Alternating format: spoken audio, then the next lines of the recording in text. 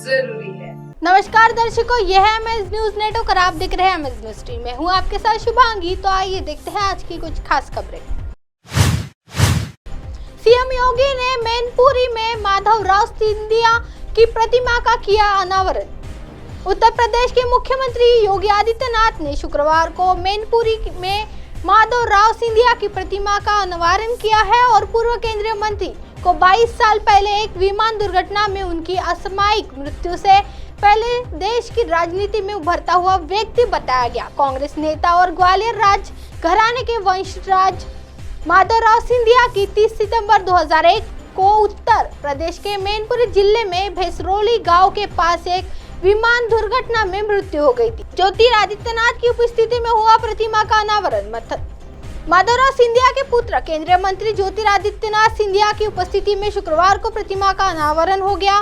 संबोधित करते हुए आदित्यनाथ ने कहा कि गोरखनाथ पीठ का ग्वालियर राजघराने की सिंधिया पुराना रिश्ता है।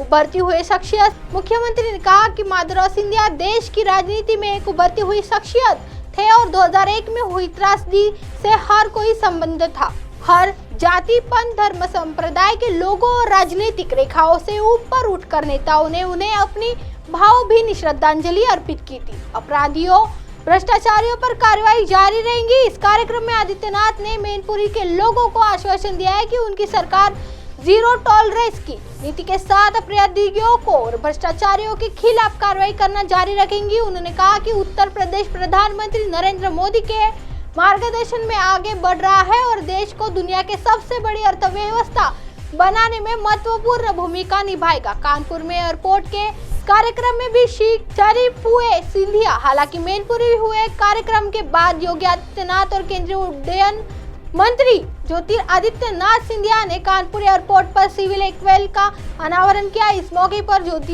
ज्योतिरादित्य ने कहा कि लंबे समय से कानपुर एयरपोर्ट के एक्सपेंशन की मांग चल रही थी, जो आज जाकर पूरी हुई है। जरा एयरपोर्ट का विस्तार हो रहा है, इसको आधुनिकीकरण हो रहा है, जनता को इसका फायदा मिलेगा। आइए बढ़ते हैं अगली खबर की तरफ।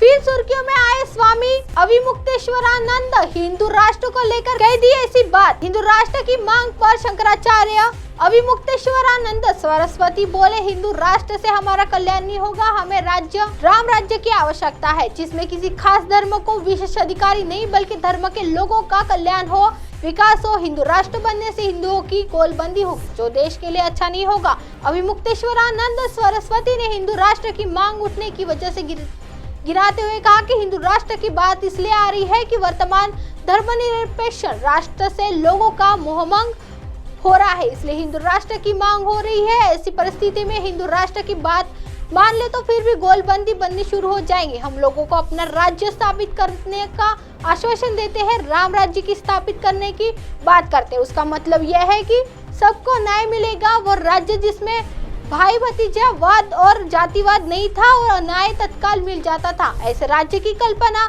हम करते हैं। आइए बढ़ते हैं अगली खबर की तरफ।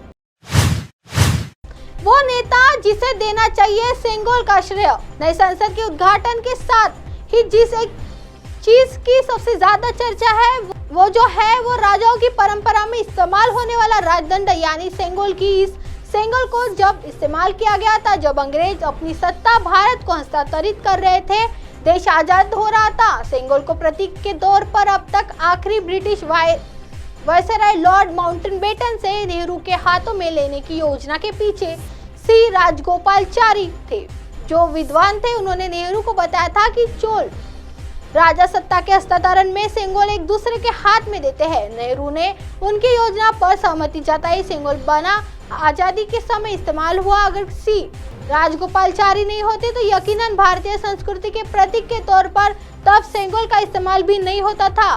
तब ये नई संसद में इतने जोर शोर से स्थापित किया जा रहा होता था। जानते हैं कौन सी राजगोपालचारी, जिनके घोर प्रशंसक महात्मा गांधी थे और नेहरू की भी वह खुद अपने विवेक की सुनते थे। इसी वजह से कभी वह गांधी जी के खिलाफ हुए तो कभी नेहरू जी की चुनौती दी। वही ऐसे नेता थे जिनकी बातों को नजरअंदाज कर पाना किसी के लिए भी मुश्किल था। जानते हैं उनके बारे में। सहयोगी वह महात्मा गांधी के समाधि भी बने हैं। वह 10 दिसंबर 1972 को तमिलनाडु के कृष्णागिरी जिले में पैदा हुए थे। आजाद भारत के पहले वर्ष भारतीय गवर्नर जनरल थे। नेहरू उन्हें पहला राष्ट्रपति बनाना चाहते थे, लेकिन ऐसा नहीं हो सका। उन्हें आधुनिक भारतीय इतिहास का चाणक्य भी माना जाता है। एक जमाने में वह बहुत बड़े वकील थे। उन्हें राजनीतिक में लाने का श्रेय गांधी जी को जताया है। अब आप हमारे चैनल को आपके मोबाइल पर भी देख सकते हैं। मोबाइल ऐप पर देखने के लिए प्ले स्टोर एमएस न्यूज़ से आज डाउनलोड करें। इंस्टा, ट्विटर, हाइकू, फेसबुक और कई सोशल मीडिया के प्लेटफॉर्म पर हमारा चैनल उपलब्ध है। आप इसे यूट्यूब पर भी देख सकते हैं। आप हमारे चैनल को लाइव भी देख सकते हैं www.msnews3.com पर। फिलहाल वक्त तो चला दर्शकों ब्रेक का। ब्रेक से लौटने के बाद देखिएगा देश दुनिया की तमाम खबरें। बनी रही एमएस न्यूज़ पर। नमस्कार।